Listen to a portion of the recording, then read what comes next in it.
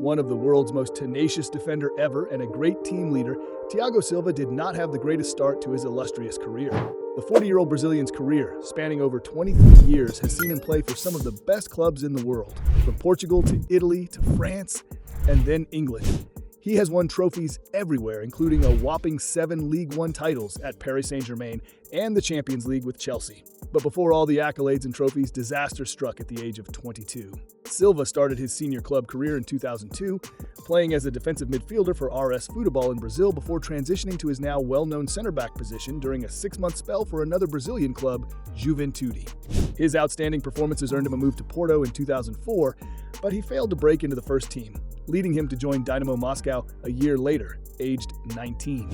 But while in Russia, he was hospitalized with a near-fatal bout of tuberculosis. Silva spent 5 months in hospital and would have died if he had been admitted 2 weeks later.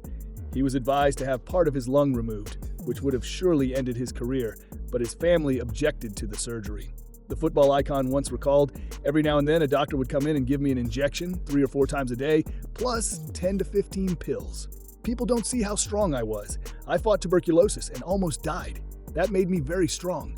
Crying is not something that weak people do, it's something that brave people do, and I was very brave in my life." Brazilian manager Ivo Wertmann once again played the role of a guardian angel and took him to Fluminense, where Silva had played as a teenager from 1998 to 2000 after he was appointed coach in 2006.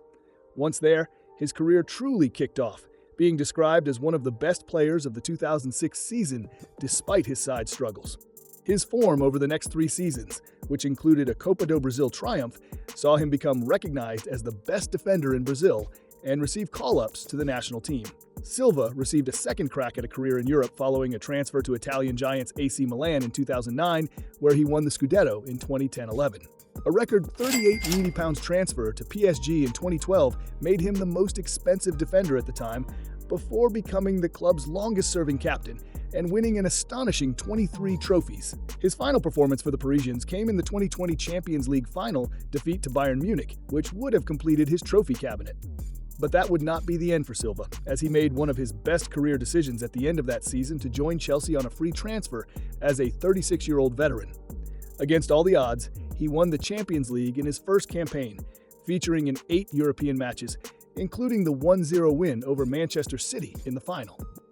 Further success followed in his second season in the form of the UEFA Super Cup and the FIFA Club World Cup.